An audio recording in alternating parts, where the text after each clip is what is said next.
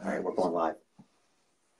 All right, we are live here on this Tuesday night. Hello. The music is playing in the background, and we'll be going here in a minute. John is in the house. Hello. Yeah. I'm going to back up so you can't see me. Nice. That's the reason I'm going live. I'll tilt it if you kind of... I'll lead up. We'll just do like half hour, and then we'll let it go. The music's playing in the background. It's the Youngstown Radio Reading Service, WYSU, here in Youngstown, Ohio.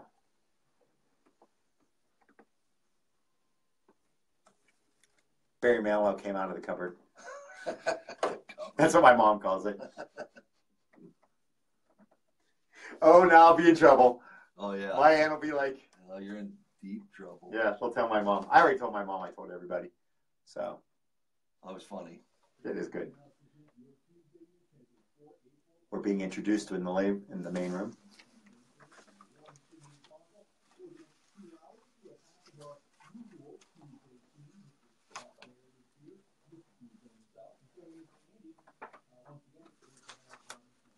John Rich is in the house. Yeah.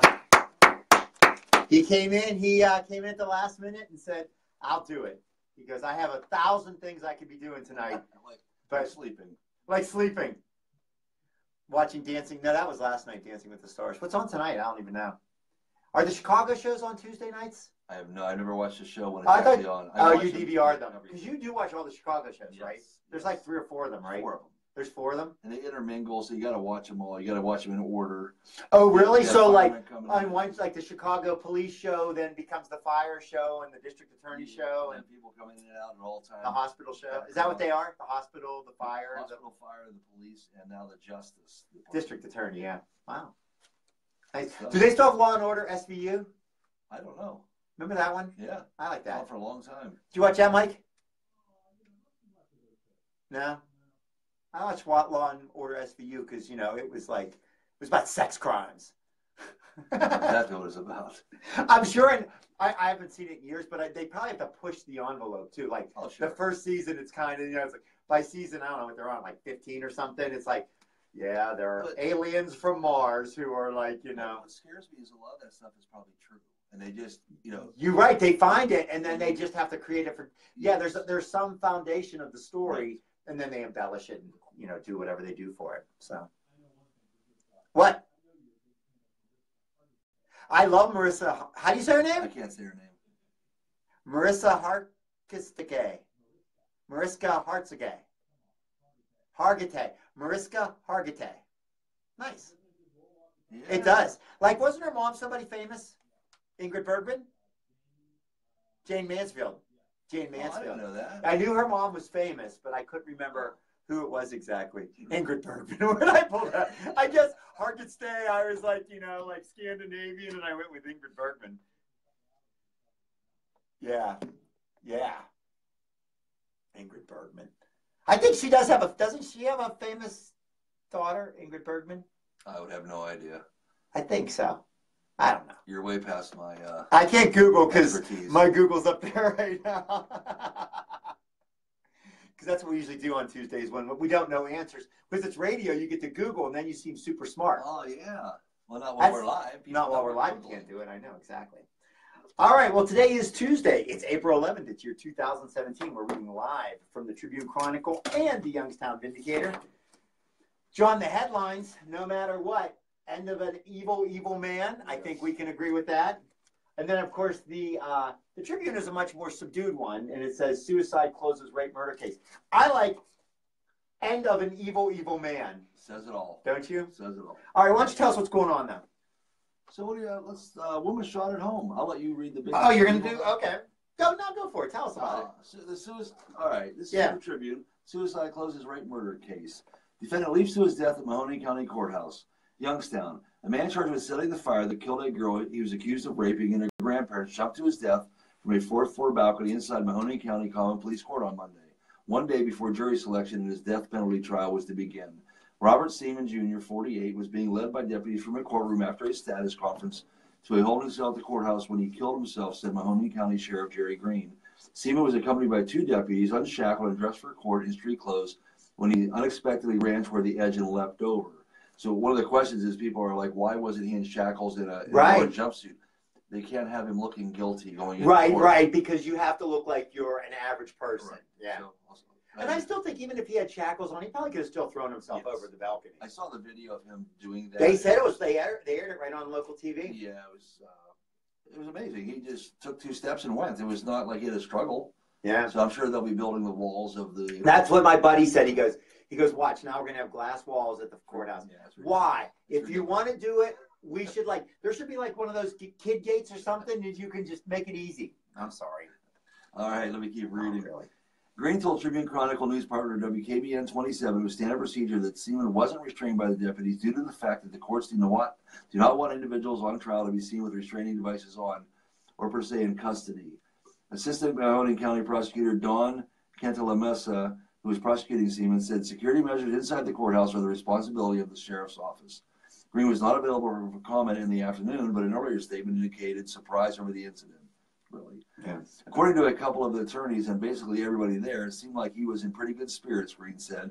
He was talking about the future of his trial, and he just decided to jump. Seaman could have faced the death penalty, but convicted in the deaths of Corrine Gump, 10, and her grandparents, William Schmidt, 63, and Judith Schmidt, 61. The March 2015 fire at the family's home occurred the day Seaman's trial in Corrine's rape was scheduled to begin in Youngstown. Investigators concluded that the fire was fueled by gasoline.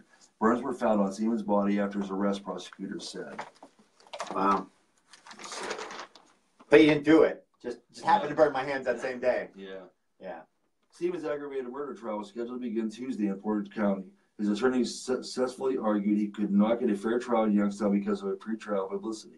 A Mahoney County judge declared a mistrial last September because a potential juror had prematurely concluded that Seaman was guilty and discussed details about the case with fellow jurors. Cantalamessa said Seaman knew the evidence was against him, but later walked that comment back, saying minimal details about Seaman's motives were available. We are not going to comment until Jerry Green, Mahoney County Sheriff, is done investigating. We will reserve our comment until then, she said. Common Police Court Judge Maureen Sweeney and Defense Attorney Thomas Eda were contacted but unavailable for comment Monday. Wow. Unbelievable. Yeah. They said somebody about 7 years ago jumped it. Oh, really? And I didn't follow up on it. So. I didn't either. I mean, this was such a high-profile case anyways. So most everyone is aware of this case. If someone did it in a case that wasn't as high profile, it might still not have gotten the same traction. I think it's sweeps week here at Radio Reading because from the Poland School District, we got teacher on leave in probe of student contact. When you were in school, John, were there any innuendos or rumors of teachers and students? Yes. Guy teachers and girl students? Guy teacher, girl student. Actually, they got married. They did? Yeah, they ended up getting married. So it was more than a rumor. It actually happened. And that's the only one I remember. Yeah. I don't ever remember, but I have friends who have actually told me that they've not had experiences, but there were rumors in their schools of teacher-student contact. Now, there was never any in my school. And I went to a large high school. I went to 1,500 kids, 10th, 11th, and 12th. It was only 3 grades. We had 500 and some in each class. So wow. We were a big school. But if there was anything like it, I was oblivious to it. Yeah. Like I said, it was only the one that I remember. Now, did you know them? Yes. Did you? Yeah, I actually married into the girl's family eventually. Oh, wow. Yeah, so I didn't. It was weird. I didn't believe it at the time because you don't see that part of the right. When you're in high school, they're teachers. And was she a peer of yours, the girl? She was 1 year younger than me. So she was in your world. Yeah. And the rumors were going on in school. Yes. And you didn't believe it at the time. Yeah, no reason to believe it because you don't see that. Right. That's something that doesn't really happen. Wow. In my world. Yeah. I hear you. Not in my world either, but evidently. But I would still be talking about it if it did. Seriously, me too. A Poland Seminary High School's teacher is on unpaid administrative leave pending the outcome of an investigation into allegations that she had inappropriate relationships with a student. The school board voted Monday to put Cassandra Kibler, who teaches Italian. Now that's, ooh la la. On unpaid leave effective immediately. The resolution stipulated that she will remain on leave until one of the following occurs. The board removes her from leave, a criminal investigation into the allegation concludes, or she requests that the leave be terminated. The resolution goes on to state that upon the occurrence of any of the above conditions, the board will have the right to immediately initiate disciplinary proceedings in accordance with Ohio law. The action occurred in result I got the page of the story, which we're all waiting for. There's that. Here it is on A4. In response to a tip that school officials received on Friday, Superintendent David Janofa said, the high school administration got a phone call Friday late afternoon around 1:30 p.m. This phone call was from a parent outside the state of Ohio. Her daughter and a student at Poland Seminary High School were talking about a relationship between a female student and a male student. About 3 p.m. on Friday, Janofa said Kibler was called into a meeting. After that, she was put on administrative leave under his authority as superintendent. School administrators have since talked to the student and his family, Janofa said. Our sole objective at this point is making sure that our student is safe and making sure everything is okay with him, he said. Make sure everything's okay. I think everything's okay. I think he's just all right. Yeah. Janofa said township and village police were alerted to the allegation. It was not clear Monday whether a criminal investigation is underway. Poland Township Police are aware of the situation, but said that the purported victim had not filed a report with the department. Of course he didn't. I shouldn't be as jovial about that. Although the school is located in the township, it's possible that the activity in question could have taken place somewhere else. Internally, the school district is conducting an investigation of its own. Janofa described the allegation as Keebler having an inappropriate relationship with a student that was more than just text messaging and more than social media. He said Kibler has worked for the district for 7 years, and at a school board meeting on Monday, the board did approve the resolution putting Kibler on unpaid leave after a brief comment from Janofa. Wow. It's interesting. Yeah. We live in a society, though. I mean, you know, you certainly understand it, and guys are like, yeah, you know, I mean. Well, the kid's whoever the high school student is, probably boy or girl, are going to brag a little bit. And once you do that and social media is there, I mean, this social media is all like done. It takes the rumors that you and I had in school, right, and you can play them down like that's not true. But now it's click, click, click. Right. Look, everybody sees it. Absolutely. Yeah, it's an interesting world out there. So in Niles, a woman shot at home. Boyfriend leads police on chase. A woman is recovering from a gunshot to her shin, and her boyfriend is being held in connection to the Monday morning shooting at an apartment on Youngstown Warren Road, according to police. Edward Culler, 19, who later pleaded not guilty in Niles Municipal Court to a charge of felonious assault, is being held on $15,000 bond in the Trumbull County Jail. According to court records, he is due back in court April 17th. Police were called just after 1 a.m. to 5616 Youngstown Warren Road, where Taryn Simmons, 22, innocently reported a man she didn't know broke in and shot her, according to a police report. Simmons told police she opened the door to a man she thought was her boyfriend, who pushed in the apartment, broke her bathroom door, and shot her in the bedroom, the report states. But Simmons later recanted the story, now as Police Chief Jay Holland said. Police spoke to a neighbor after the shooting who told officers he heard the couple arguing before hearing a gun go off, the report states. The neighbor told police after the gunshot he heard a man run down the apartment stairs, then back up yelling, You got to. There's too much blood, the report states. Oh. Officers searching the area spoke to another witness who saw someone running around behind businesses in the area. The man rinsed his hands in a puddle, according to the report. Officers arrested Culler on a charge of felonious assault after they found him behind Mattress Firm about 500 feet away from the apartment Culler and Simmons shared. Acting Municipal Court Judge Kara Stanford ordered Culler not to have any contact with Simmons, according to the court records. Simmons was scheduled for surgery Monday. She's expected to recover, Holland said. Wow. So she lied. Yeah. I mean, that's bad. Yeah. I don't understand people. Make the situation way worse. Like, how do you think you're going to get away from that? I have no idea. I don't either. Usually gunshots wake people up, so there's witnesses. Yeah. Yeah. I mean, yeah, I couldn't even imagine. The Youngstown Business Incubator band isn't breaking up, but the lead singer is changing. Barb Ewing, the Chief Operations Officer at the Youngstown Business Institute Incubator, will become Chief Executive Officer come May 1st. Jim Kostler, YBI CEO since 1998, will focus his efforts towards helping startup companies grow.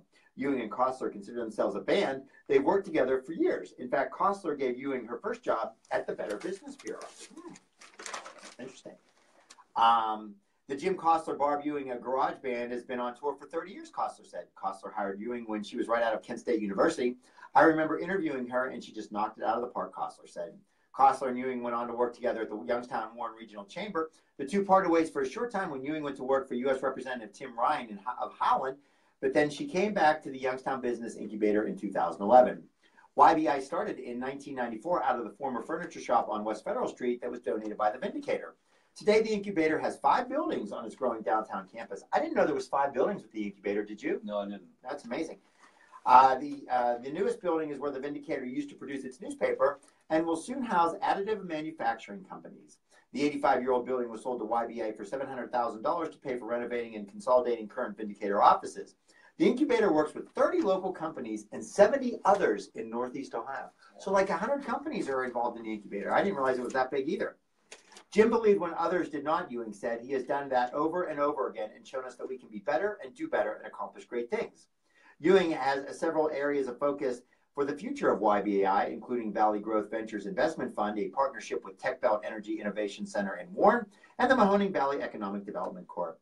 Having an investment fund is really a differentiator for us, Ewing said. The incubator also has the opportunity with part of the Northeast Ohio Additive Manufacturing Cluster Society.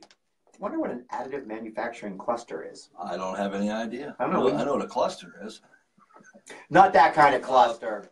The purpose of the study is to build upon the resources that America makes, the first additive manufacturing hub in the United States, and provide a vision to integrate the additive manufacturing supply chain in the area. I wonder if that's like printing, that print thing where they, 3D printers make things. I don't know.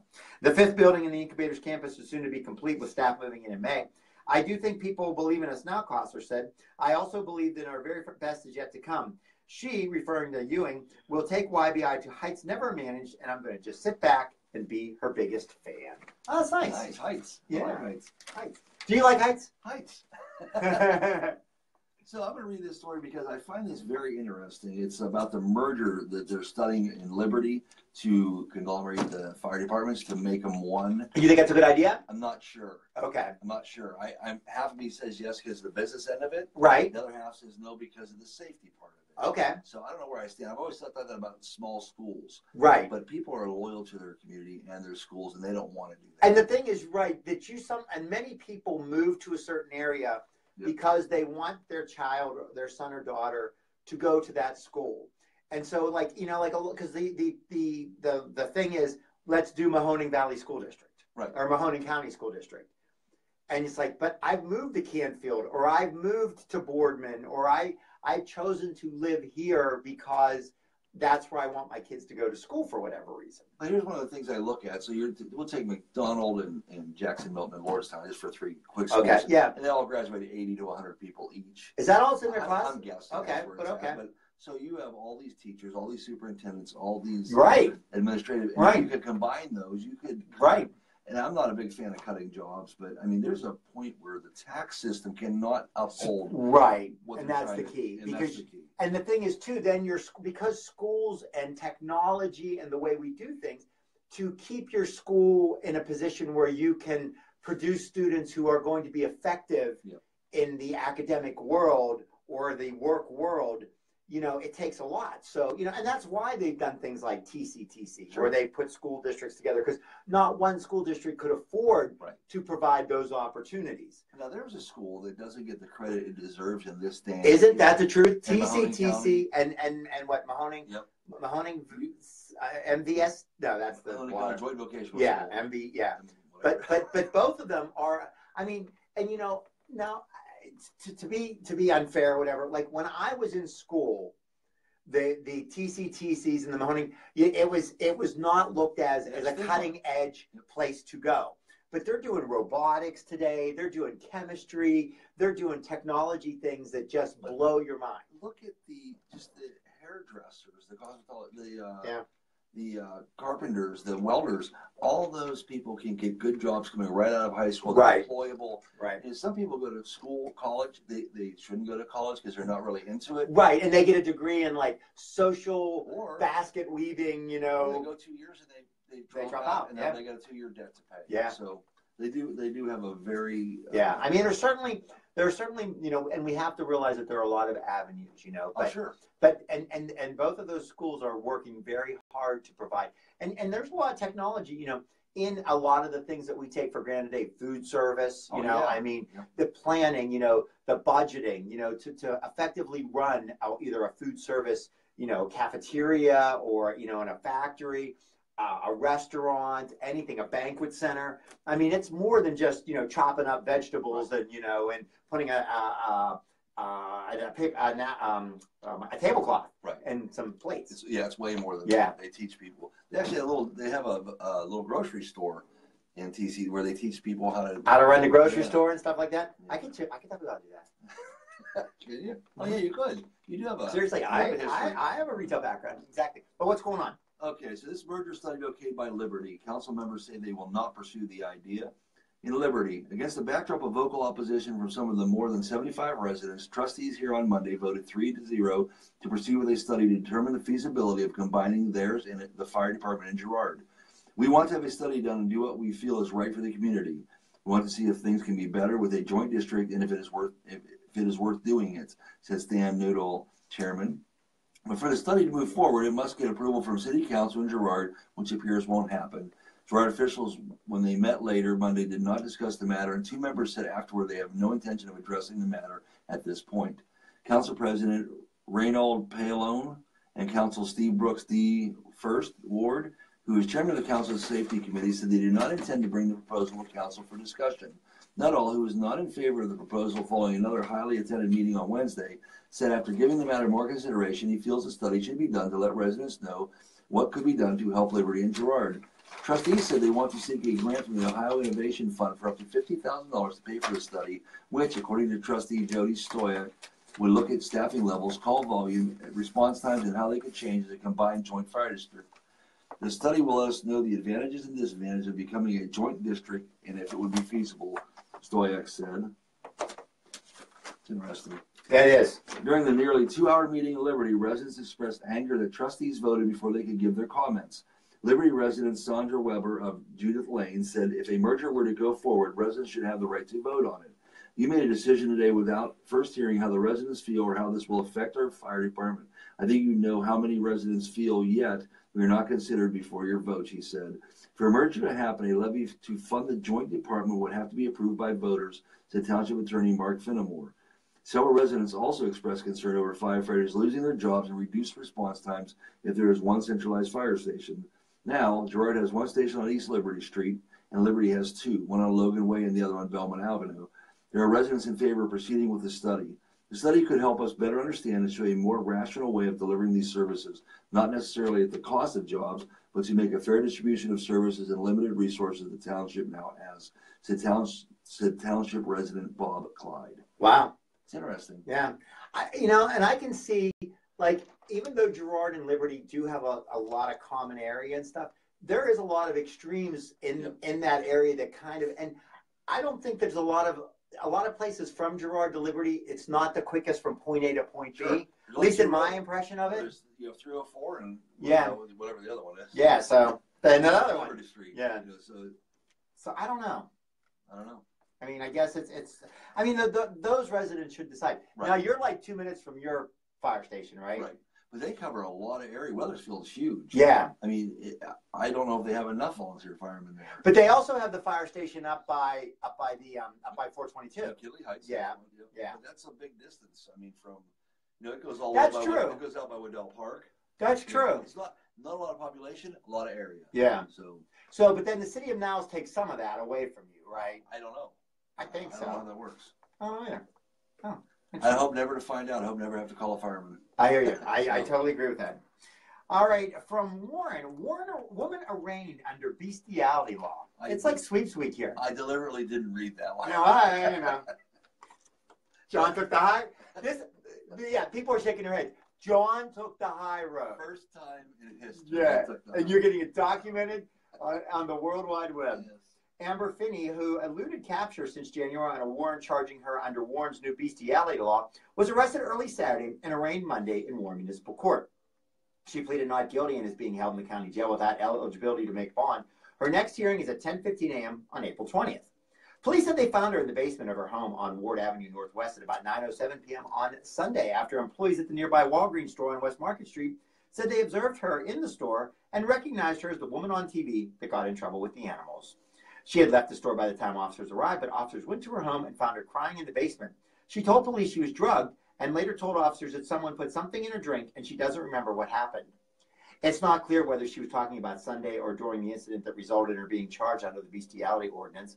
Finney is being charged with engaging in sexual conduct with animals, a law Warren passed after another Warren resident, Salvador Rendon, who's 61 years old and who lived in Ward Avenue Northwest. That's like the same place. No, yeah, it is. It's close. Who was accused of having sex with his daughter's boxer dogs. He was later convicted on one count of cruelty to animals, which requires that police prove that the conduct caused harm to the animal. Warren in Ohio did not have a law against having sex with animals at the time, but Rendon's case in the work of Boardman animal rights activist Jason Cook led the Warren City Council to pass an ordinance in June. The state legislature also passed a bestiality law late in 2016. It took effect in March, but Cook says its penalties are not as severe as Warren's law. For example, Warren's law allows for an indefinite probation for owning animals. The state law is a 5-year ban. Finney's charge resulted from an investigation conducted by the Warren Police Department after it received a complaint on January 24th and other complaints indicating that Finney could be seen on the internet having sex with a dog. Detective Dick Carney of the Warren Police Department says he didn't know how the video was produced or posted it online to the internet. Rendon, meanwhile, has had several hearings to convince.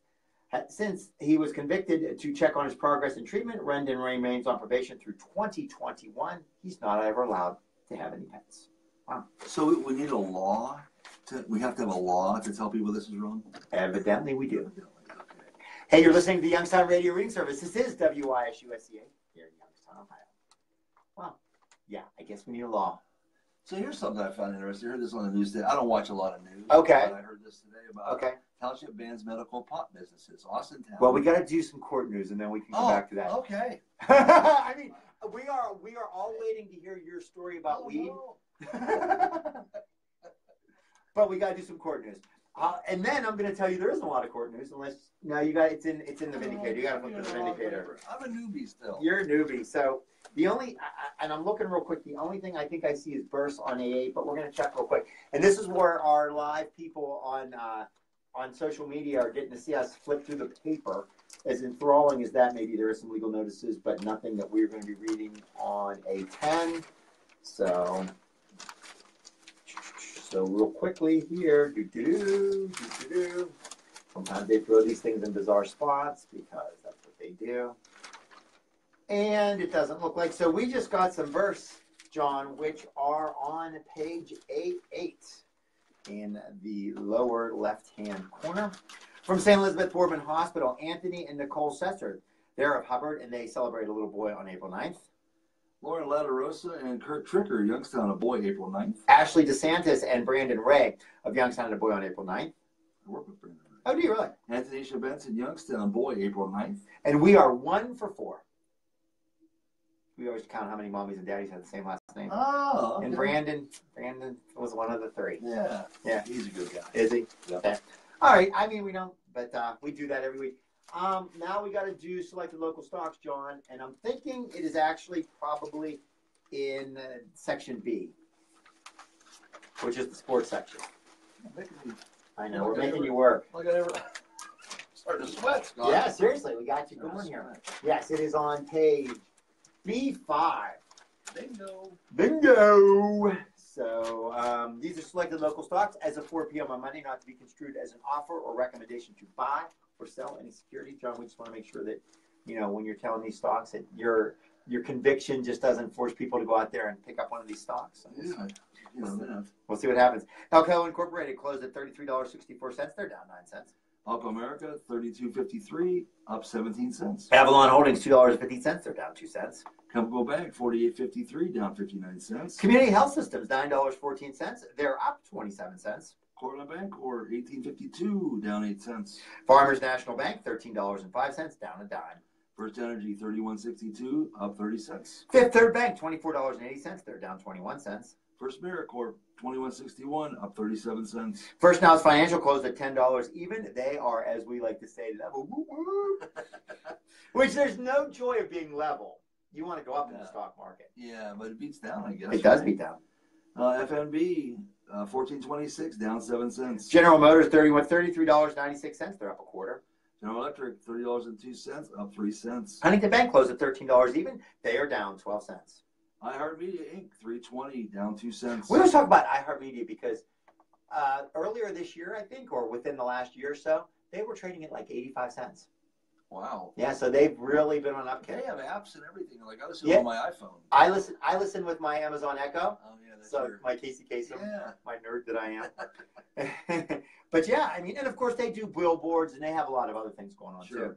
JP Morgan Chase closed at $85.87. They're down 31 cents. KeyCorp, $17.31, down 12 cents. We're going to skip Lafarge. I think they're delisted or something like that. Macy's, $29.51. They're up 41 cents. Parker Hannifin, $160.38, down 64 cents. PNC, $118.36, down 81 cents. Simon Property Group, $171.48, up $1.67. Stone Ridge, $17.40, down 5 cents. Unitedcom Financial, $8.16, down 6 cents. Wow. The Hollywood Gaming at the Mahoning Valley Racecourse saw a 13.5% year-over-year increase in March in video lottery terminal